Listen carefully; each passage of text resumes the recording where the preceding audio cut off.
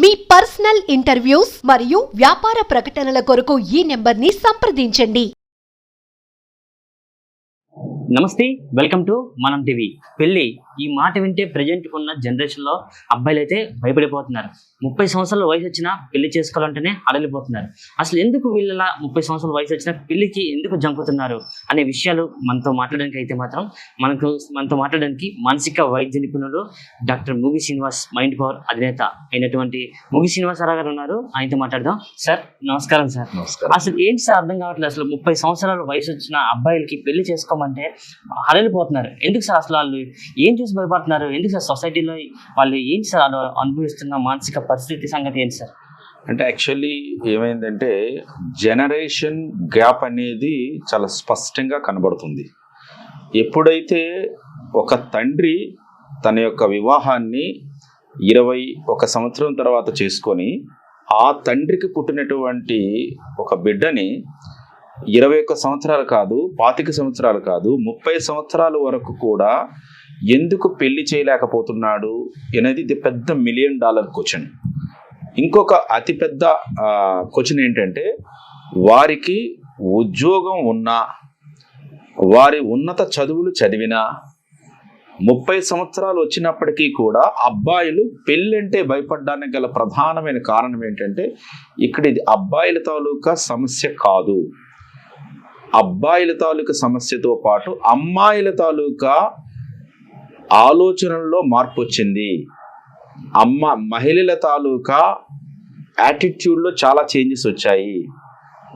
మహిళలు ఈరోజు చాలా ఉన్నతమైనటువంటి అద్భుతమైనటువంటి కోరికలతో వారు ఈరోజు ముందుకు వస్తున్నారు జీవితంలోకి. అంటే ఒక సర్వే ప్రకారం ఆడపిల్లలు, మహిళలు చాలా ఆంధ్రప్రదేశ్లో పురుషుల కంటే ఎక్కువ మంది ఉన్నారని తేలింది. అందుకనే ఇప్పుడు ఈరోజు చాలామంది ఆడపిల్లలు ఎక్కువ ఉన్నప్పటికీ కూడా పురుషుల దగ్గరకు వచ్చేటప్పటికి ఒక పురుషుడిని ఎంపిక చేసుకోవడానికి గతంలో లాగా వెంటనే ఎంపిక చేసుకోవడం లేదు. ఒక అమ్మాయిని కానీ ప్రశ్నించి మనస్ఫూర్తిగా క్వశ్చన్ వేసినట్లయితే, మీకు ఎటువంటి అబ్బాయి కావాలి అంటే, నాకు మినిమం ఒక 6 డిజిట్ లేదంటే ఒక 5 డిజిట్ అంకెలు ఉన్నటువంటి ఆదాయం కలిగినటువంటి వ్యక్తులు కావాలని కోరుకుంటున్నారు. లేదంటే మరికొంతమంది నాకు ఒక బంగ్లాలో ఉన్న వ్యక్తి కావాలని కోరుకుంటున్నారు. మరికొంతమంది చాలామంది ఏం చేస్తున్నారంటే, వారి స్థాయికి మించిన కోరికలతో ఈరోజు పురుషుల్ని తబ్బిబ్బు చేస్తున్నారు. దానివల్ల ఏం జరుగుతుందంటే, నేను నిజంగా అమ్మాయిని పోషించగలనా, నాకున్న ఆదాయంలో నేను బ్రతకగలను, కానీ స్తోమతకి సరిపోతుందా అనేటువంటి ఆలోచనలో పడిపోతున్నారు. అయితే దీనికి చాలా పరిష్కార మార్గాలు ఉన్నాయి. ఏంటంటే, వివాహం అనేది ఆదాయానికి సంబంధించిన విషయం కాదు. వివాహం అనేది ఉద్యోగానికి సంబంధించిన విషయం కాదు.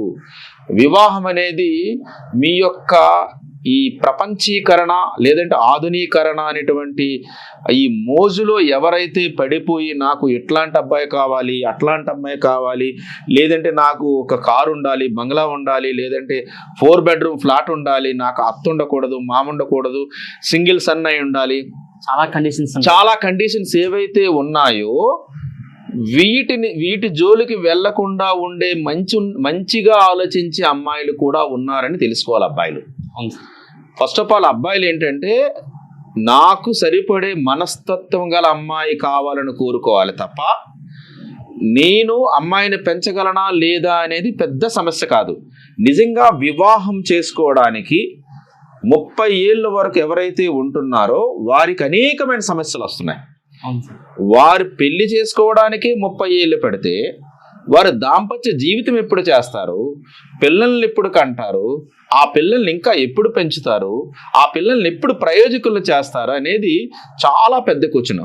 అందుకనే ఏం జరుగుతుందంటే, ఎవరైతే లేటుగా పెళ్ళిళ్ళు చేసుకుంటున్నారో వారికి పిల్లలు పుట్టడంలో కూడా చాలా గ్యాప్ వస్తుంది. ఆ పిల్ల సంతాన లోపం కూడా జరుగుతుంది. దానితో పాటు వీరికి అప్పటికే ఒబేసిటీ సమస్య వస్తుంది, అప్పటికే వీళ్ళకి బీపీలు వస్తున్నాయి, అప్పటికే షుగర్ వస్తుంది. కారణం ఏంటంటే వీరు ఉద్యోగము డబ్బు అనేటువంటి వేటలో పడిపోయి కుటుంబానికి దూరం అయిపోయి ఏదో సాధించేస్తున్నాములే అని తెలుసుకొని ఈ బయట ఆహార పదార్థాలు, ఈ రోడ్ల పైన ఉన్నటువంటి ఆహార పదార్థాలని, ఈ కలర్ ఫుడ్స్ని, ఈ ప్లాస్టిక్ బాటిల్లో ఉన్నటువంటి వాటర్ని సమయానికి భోజనం చేయకుండా పొట్టాలు పెరిగిపోయి గడ్డాలు తెల్లబడిపోయి చివరికి ఏంటంటే డబ్బు గడించే సమయానికి వీరికి ఎవరు కూడా పిల్లనివ్వలేని పరిస్థితి వస్తుంది. అవును సార్. సార్ ఇక్కడ ఇంకొక క్వశ్చన్ రైజ్ అవుతుంది సార్. ఒక సొసైటీలోని కూడా మ్యారేజ్ చేసుకున్న వాళ్ళు అంటే గొడవలు అవ్వడం, లేదంటే ఒకరినొకరు చంపుకోవడం, ప్రియుడి మధ్యలో పడి సొంత భర్తనే చంపడం, ఇలాంటివి చూడడం వల్ల ఇప్పుడు ఉన్న వయసులో పెళ్లి చేసుకోవాల్సిన అబ్బాయి ఒక మానసిక స్థితి మీద ఏమైనా పడుతుందా సార్? అంటే వేరే అమ్మాయి పెళ్లి చేసుకుంటే నేను కూడా ఇలా లవ్ చేసిన అమ్మాయి ఉంటుంది 100%. మీరు ఏదైతే ఇప్పుడు క్వశ్చన్ వేసారో ఇది చాలా వాల్యుబుల్ క్వశ్చన్.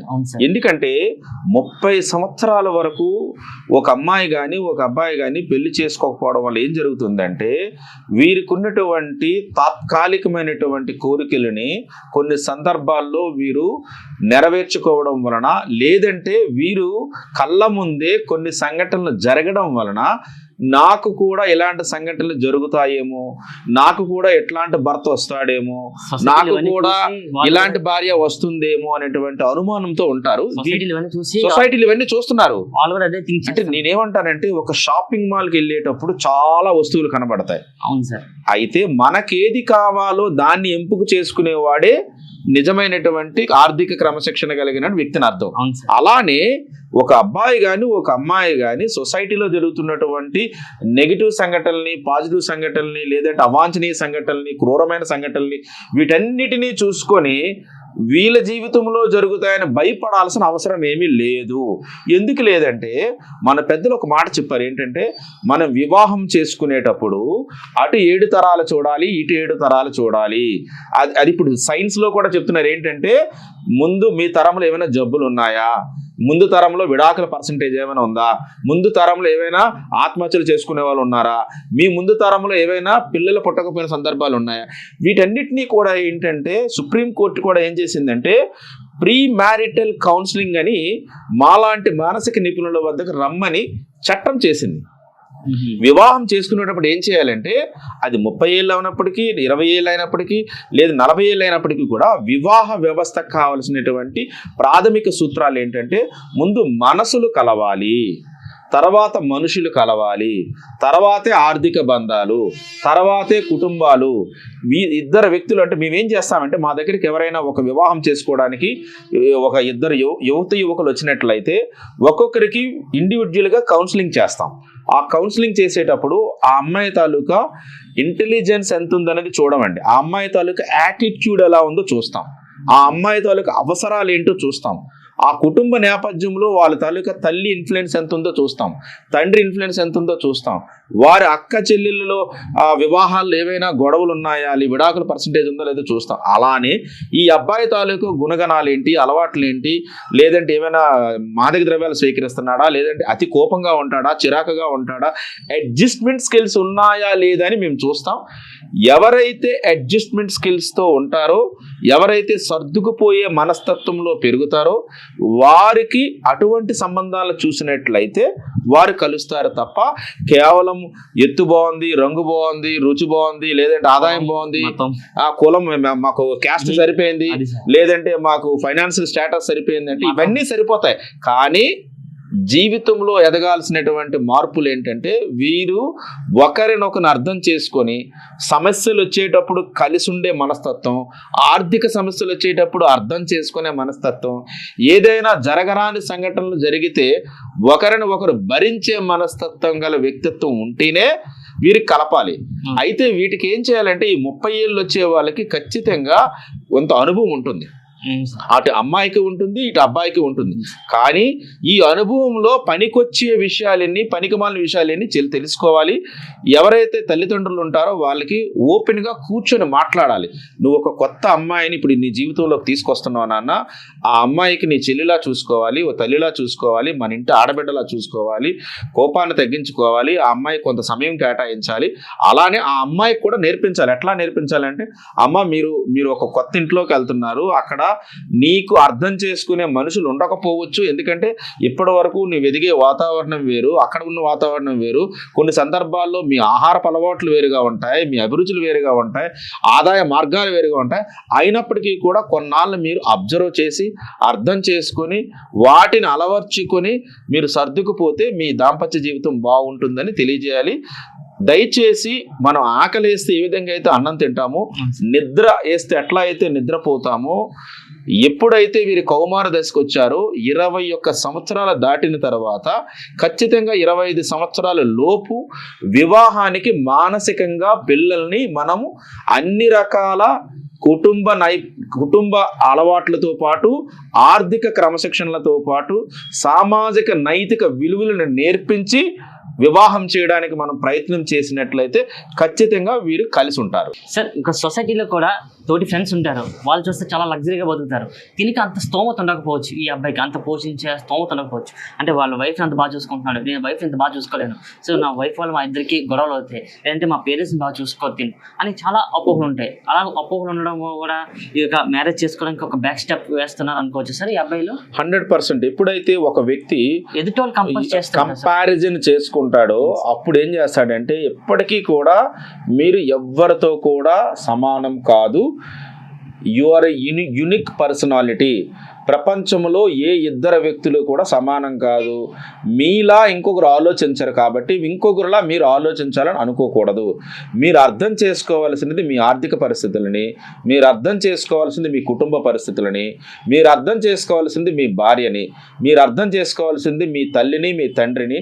మీరు అర్థం చేసుకోవాల్సింది ఏంటంటే, మీ యొక్క వ్యక్తిత్వాన్ని ఏమి చేస్తే ఉన్నతంగా తీర్చుకోగలరు, ఏమి చేస్తే మీరు పైకి రాగలరు అనేది మీరు ప్రయత్నం చేస్తే, మీరు ఎవరినైతే మీరు పోల్చుకుంటున్నారో, ఎవరితోనైతే మీరు లగ్జరీ లైఫ్ అనుకుంటున్నారో వాళ్ళకంటే లగ్జరీ లైఫ్ని మీరు ఖచ్చితంగా పొందుతారు. ఎప్పుడంటే మీ యొక్క ఇన్వెస్ట్మెంట్ అంటే ఏంటంటే, చాలామంది వారి తాలూకా ఆలోచనని ఇతరులకి ఇన్వెస్ట్మెంట్గా ఇస్తుంటారు, చాలామంది వారి యొక్క సమయాన్ని ఇతరులకు ఇస్తుంటారు. అలా కాకుండా మీ అభివృద్ధి కోసం, మీ కెరియర్ కోసం, మీ కుటుంబం కోసం, మీరు చేస్తున్న ఉద్యోగం కోసం, మీ ఆరోగ్యం కోసం మీరు ఎప్పుడైతే కొంత సమయాన్ని కేటాయిస్తారో, ఇతరులతో పోల్చుకోకుండా ఏ రోజైతే మీరు మీ జీవితాన్ని మీ జీవితంలాగా మీరు అనుభవిస్తారో అప్పుడు ఖచ్చితంగా మీరు కూడా ఎదుగుతారు. సార్, వయసు చూస్తే 30 సంవత్సరాలు వస్తుంది, పెళ్లి చేసుకోమంటేనేమో ఇంట్లో అబ్బాయిలు భయపడుతూ ఉంటారు. వాళ్ళంటి పేరెంట్స్ ఇలాంటి మానసిక నిపుణుల దగ్గర తీసుకొస్తే మీరు ఇచ్చే ట్రీట్మెంట్కి వాళ్ళకి ఏమైనా కొంచెం బ్రెయిన్ సెట్ అయ్యి కొంచెం వాళ్ళే మారే అవకాశం ఉన్నాయి. 100% ఎవరైతే ఇట్లాంటి సమస్యలతో ఉన్నారో వారు దగ్గరలో ఉన్నటువంటి మానసిక నిపుణుల వద్దకు వచ్చినట్లయితే ఎటువంటి మందులు లేకుండా వాళ్ళకి జీవిత నైపుణ్య శిక్షణ కార్యక్రమాలను మేము నిర్వహిస్తుంటాము. కొన్ని గంటల సేపు, కొంతమందికి 2 గంటలు, కొంతమందికి 3 గంటలు, కొంతమంది 4 గంటలు, అంటే కొన్ని సిట్టింగ్స్, కొన్ని సెషన్స్ ఇస్తుంటాము. వివాహానికి ముందు ఎట్లా ఉండాలి, వివాహం తర్వాత ఎలా ఉండాలి, జీవితంలో ఇటు భార్యని, ఇటు తల్లిని, వారి యొక్క జీవితాలను ఏ విధంగా సమతుల్యపరచుకోవాలనేటువంటి కార్యక్రమాన్ని మేము ఖచ్చితంగా నేర్పిస్తున్నాము. ఒకప్పుడు మన ఉమ్మడి కుటుంబాల్లో మన అమ్మమ్మలు, తాతలు నేర్పించేవారు. ఇప్పుడు ఉమ్మడి కుటుంబాలు లేవు కాబట్టి ఈరోజు కౌన్సిలింగ్ సెంటర్స్, మానసిక శిక్షణ శిబిరాలు అవసరం వస్తుంది. మీరు చెప్పినట్టుగా ఖచ్చితంగా బిఫోర్ మ్యారేజ్ వచ్చినట్లయితే వారికి ఆఫ్టర్ మ్యారేజ్ ఎటువంటి కష్టాలు లేకుండా హ్యాపీగా జీవితం ఎలా అనుభవించాలనేది మేము నేర్పించగలం. సార్, ఒక మంచి దాంపత్యం అంటే మీరు పెళ్లి చేసుకున్నాక ఇద్దరు కూడా హ్యాపీగా బ్రతకాలి అంటే వాళ్ళిద్దరి మధ్య ఎలాంటి అన్యోన్యత భావాలు కలిగి ఉండాలి సార్? ఇద్దరి మధ్య ఎటువంటి అన్యోన్యమైనటువంటి సాంప్రదాయ పద్ధతులు ఉండాలంటే, ఇద్దరు వేరు కాదని తెలుసుకోవాలి. మీరిద్దరూ ఒకటే, మీరిద్దరు వేరు కాదు, మీ ఇద్దరు కోరికలు వేరు కాదు, మీ ఇద్దరు అభిరుచులు వేరు కాదు, మీ ఇద్దరు ఆర్థిక సంబంధాలు వేరు కాదు. మీరు ఆర్థికంగాను, మానసికంగాను, శారీరకంగాను, కుటుంబ పరకంగాను, సామాజికంగాను మీరు ఒక్కటే ఒకరినొకరు అర్థం చేసుకోవడం మొదలు పెడితే మీ దాంపత్య జీవితం సూపర్గా ఉంటుంది. Thank you sir. ఇప్పటి వరకు మాకు చాలా ఈ డౌట్స్కి మీరు క్లారిఫై చేశారు. మరి ఒక లాస్ట్ డౌట్ సార్, అసలు అబ్బాయికి ఏ ఏజ్కి వచ్చినా పెళ్లి చేయాలి, అమ్మాయికి ఏ ఏజ్ వచ్చాక పెళ్లి చేస్తే ఇద్దరి మధ్య ఒక అండర్స్టాండింగ్ అనేది బాండింగ్ ఉంటుంది. మళ్ళీ ఇంకొకటి ఏంటంటే ఇద్దరి మధ్య ఎంత వయసు గ్యాప్ ఉండాలి సార్? సామాజిక ధర్మం ప్రకారం 21 సంవత్సరాలు 25 సంవత్సరాలు అనేది ఒక ఎంపిక. ఇది ఖచ్చితంగా మానసిక శాస్త్రంగా లేదు, శారీరక ధర్మశాస్త్ర ప్రకారం ఖచ్చితంగా అమ్మాయికి 21 నుంచి 22, 23, 24, 25 సంవత్సరాల లోపు వివాహం జరగాలి. అప్పుడు వారు జీవితం బాగుంటుంది, ఆరోగ్యంగా ఉంటుంది, వారి యొక్క పిల్లలు కూడా బాగుంటారు. అలానే అబ్బాయి కూడా ఖచ్చితంగా 25 నుంచి 26, 27 ఏదైతే సంవత్సరాలు వస్తుందో ఆ టైంలో ఖచ్చితంగా వివాహం చేసుకున్నట్లయితే మనం ఒక పండుని కరెక్ట్ టైంలో తింటే ఆరోగ్యంగా ఉంటుంది. అలానే ఒక ఆహారాన్ని కూడా కరెక్ట్ టైంలో తింటే ఆరోగ్యంగా ఉంటుంది. వయసు అనేది ఖచ్చితంగా 21 నుంచి 25 మధ్య చేసుకున్నట్లయితే వీరి జీవితం అయితే అద్భుతంగా ఉంటుంది. అంతకు దాటిన తర్వాత కొన్ని ప్రత్యేకమైన పరిస్థితుల్లో ఉన్నట్లయితే అర్థం చేసుకొని ముందుకు వెళ్తే ఖచ్చితంగా వాళ్ళు కూడా బాగుంటారు. ఇద్దరి మధ్య ఏజ్ ఎంత గ్యాప్ ఉండాలంటారు సార్? ఉండొచ్చండి. మ్యాక్సిమం 5 years కంటే ఎక్కువ గ్యాప్ ఉన్నట్లయితే ఏం జరుగుతుందంటే షార్ట్ టెంపర్ వస్తుంది. ఒక అమ్మాయికి ఒక అబ్బాయికి 5 సంవత్సరాల మించి ఉన్నట్లయితే వీళ్ళ మధ్యన ఏం జరుగుతుందంటే అమ్మాయికి షార్ట్ టెంపర్ ఎక్కువ వస్తుంటుంది. కారణం ఏంటంటే అనుభవం ఉండదు అమ్మాయికి, ఈ అబ్బాయికి అనుభవం ఉంటుంది. ఎప్పుడు ఈ భరించే గుణం ఉండాలి. అందుకే మన భారతదేశంలో భర్త అనేవాడిని భరించమని చెప్తుంటారు. కారణం ఏంటంటే అమ్మాయిలు ఎప్పుడు కూడా చిన్నవాళ్ళుగా ఉంటారు కాబట్టి నువ్వు భరించాలి నాన్న అని చెప్తుంటారు. భరించేవాడే భర్త అని అంటారు కదా. దాంట్లో ఉన్న అర్థం ఏంటంటే అమ్మాయి తాలూకు వయసు తక్కువ కాబట్టి నువ్వు అర్థం చేసుకోవాలి. వన్స్ ఒక్కసారి ఆమెకు అనుభవం వచ్చిన తర్వాత నిన్ను అర్థం చేసుకోవడం మొదలు పెడుతుంది అని అర్థం. Sir thank you sir. Thanks అండి. మాకు ఇంకా చాలా డౌట్స్కి మీరు క్లారిఫై చేశారు. సో ఇది ఇక్కడ పరిస్థితి. మనమైతే డాక్టర్ మూవీ శ్రీనివాస్ గారిని అయితే అడిగి తెలుసుకున్నాం. ఇతరైతే ప్రముఖ మానసిక వైద్య నిపుణులుగా అయితే ఇక్కడ ఎంతో మందికి అయితే తన యొక్క సేవలు అందిస్తున్నారు. ఇప్పుడు వరకు ఆయన మాటలు మనం విన్నాం కదా, 30 సంవత్సరాల వయసు ఉన్న పిల్లలు ఎందుకు పెళ్లి చేసుకోలేకపోతున్నారు, వాళ్ళు ఎలాంటి మానసిక సంబంధించిన వ్యాధులకు సంబంధించిన వాటి వస్తున్నాయి, వీటన్నిటికీ కూడా ఎలాంటి కౌన్సిలింగ్ తీసుకోవాలి అనేది అయితే మాత్రం డాక్టర్ మూవీ శ్రీనివాస్ గారి మాటలు అయితే మనం తెలుసుకోవడం జరిగింది. ఇదే ఇక్కడ పరిస్థితి. కెమెరా పర్సన్ సుధీర్తో ప్రశాంత్, మనం టీవీ, విశాఖపట్నం.